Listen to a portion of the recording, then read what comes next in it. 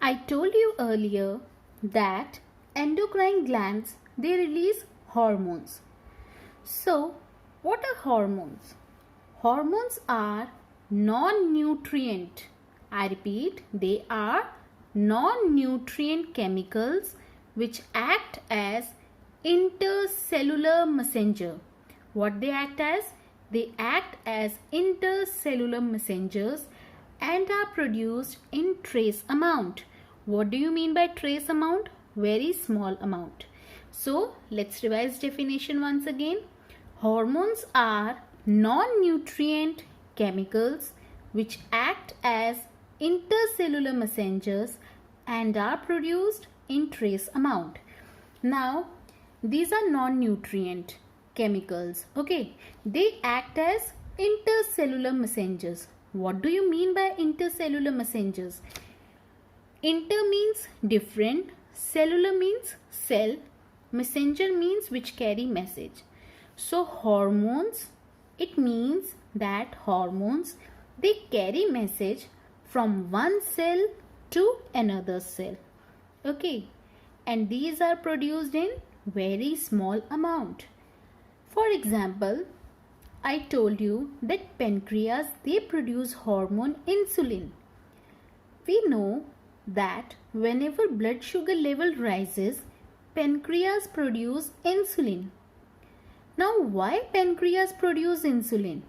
Because insulin, it gives message to the liver cells of the body that there is large amount of glucose in the blood. So please convert it into glycogen. Please store it in other form. So this insulin from the pancreas, it carry messages to the liver cells, and then liver cells, they convert extra glucose present in the blood into glycogen. So in this way, blood sugar level of the body becomes normal. Okay, so this is the function of hormones. In this way, they act as intercellular messengers. I hope it is clear to everyone. Now let's move to human endocrine system. What do you mean by human endocrine system? Like we have done digestive system, respiratory system, excretory system, which consist of organs and accessory structures. Similarly, endocrine system in human beings, it consists of endocrine glands and hormone producing diffused tissues or cells which are located in different parts of the human body. It constitutes the endocrine system. So, like digestive system, completely it is associated, all the parts, they are associated with each other. But in case of human endocrine system, the endocrine glands and their hormone producing tissues, they are located in different parts of our body. They are not present together. They are located in different part of our body, but all of them, endocrine glands and hormone producing tissues or cells, they are together known as human endocrine system. Okay, now let's study about the endocrine organs. Different endocrine organs are present in human being. For example, in head region, hypothalamus, pineal gland, pituitary gland are present. In the neck region, thyroid and parathyroid gland is present. In the chest region, thymus gland is present. Then, in the abdominal cavity, pancreas are present. Then, liver is also present and gastrointestinal tract. All of you remember that in stomach, hormone is produced, gastrin, and in intestine, different types of hormones are produced, which you have done earlier. So gastrointestinal tract, it acts as other endocrine organ. Then liver also, kidney also act as endocrine organ, and above the kidney, triangular shaped structure are present known as adrenal gland. Then gonads. What are gonads? Reproductive structures are known as gonads. So ovary in case of female and testes in case of male are known as gonads. They also act as endocrine organ. Now let's discuss about the first endocrine gland, that is the hypothalamus. Hypothalamus, it is located in the basal part of diencephalon. Do you remember diencephalon? Where it is present? Diencephalon, it is present in the forebrain. Okay, so it is a part of brain. So hypothalamus, it is a basal part of diencephalon, and diencephalon is present in forebrain. It is a part of forebrain. Now hypothalamus, it contains several group of neurosecretory cells, and these neurosecretory cells are known as nuclei. These nuclei, they produce neurohormones. What they produce? They produce neurohormones whenever they are stimulated. So whenever neurosecretory cells called nuclei, they are stimulated, they produce neurohormones. Now the neurohormones produced by the hypothalamus, they are of two main types, that is releasing hormones and inhibitory hormones. What do you mean by releasing hormones? Releasing hormones are produced by the hypothalamus which stimulate the pituitary gland to produce pituitary hormone. So releasing hormone, on what organs they act? Releasing hormones produced by the hypothalamus, it acts on pituitary gland, and what it causes? It stimulates the pituitary gland to produce pituitary hormone. For example, gonadotrophin. Gonadotrophin word, it is derived from gonads. I told you earlier that gonads are reproductive organ, male reproductive organ and female reproductive organ. So gonadotrophin releasing hormone. Gonadotrophin releasing hormone stimulates the pituitary gland to synthesize and release the hormone known as gonadotrophin. So what is released by hypothalamus? Gonadotrophin releasing hormone. And what it releases from the pituitary gland? It releases gonadotrophin. Now the next category is inhibitory hormone. As the name indicates, inhibitory means inhibit. Inhibit means stop. So inhibitory hormones, it inhibit the secretion of pituitary hormones by the pituitary gland. So what does it mean? It inhibitory hormones from the hypothalamus, they stop the secretion of pituitary hormones by pituitary gland. For example, somatostatin. Somatostatin, it is released by hypothalamus, and what it do? It inhibit the release of growth hormone released by pituitary gland. So somatostatin, it stops the secretion of growth hormone from the pituitary gland. I hope it's clear to everyone. Let's revise once again.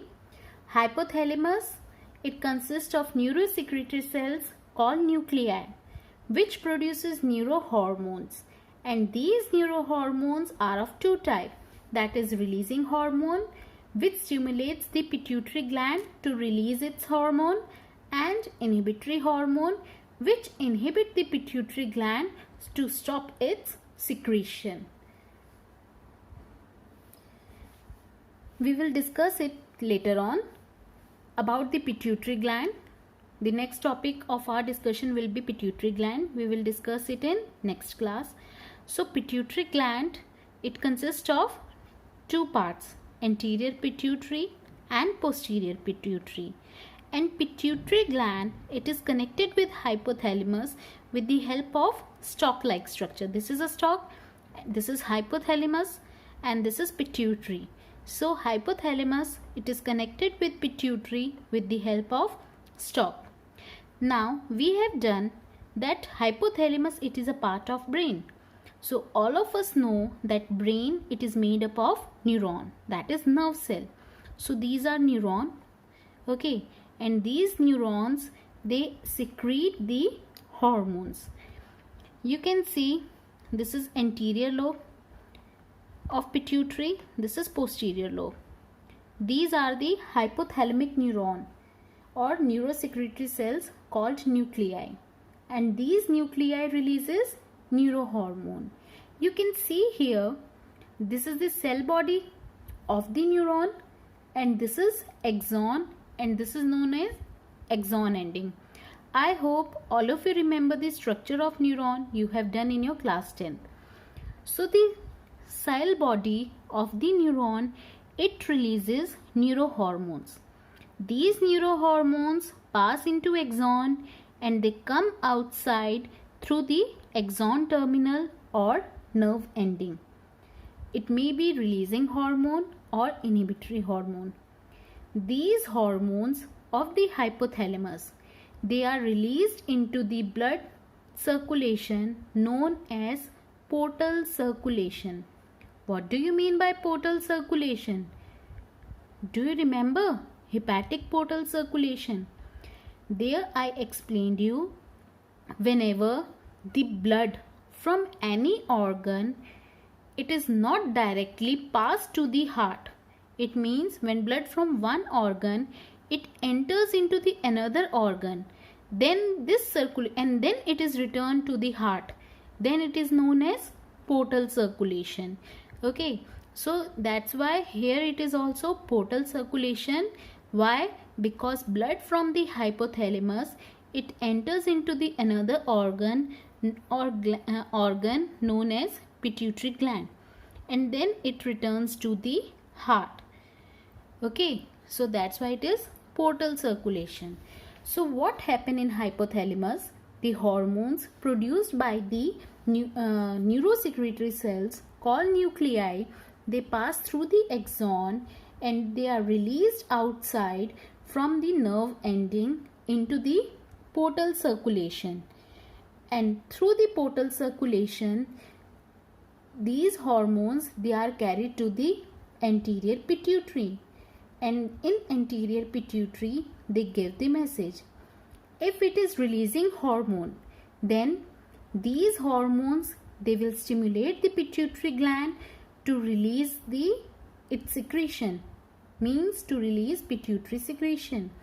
If hormone released by the hypothalamic neuron, it is inhibitory hormone, then it will inhibit the pituitary gland, or it will stop the pituitary gland to release its secretion.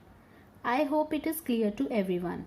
Okay, so some of the hypothalamic neuron, they release their secretion, they release their hormones into the portal circulation.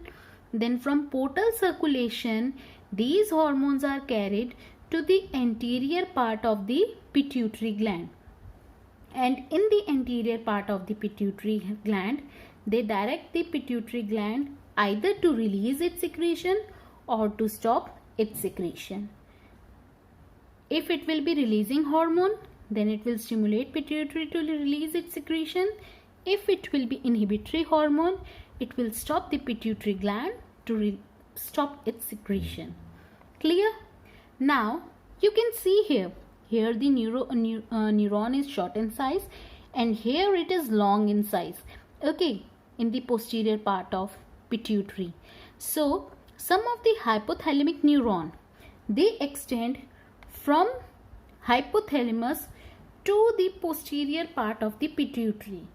So what they will do, the hormones are synthesized by the hypothalamic neuron. They pass from the axon, and whenever the posterior part of pituitary gland is stimulated, they release their hormone with the help of posterior pituitary gland. So it means that some of the hypothalamic neuron, they do not release their hormones into the portal circulation, whereas what they do, they synthesize the hormone and stored in the axon and in the posterior lobe for release whenever it is required. So it shows that posterior part of the pituitary gland is under direct neural regulation of the hypothalamus, or you can say this part is under direct control of the hypothalamus, whereas anterior lobe, it receives the message from the hypothalamus with the help of releasing an inhibitory hormone released inside the portal circulation. With this, hypothalamus is complete.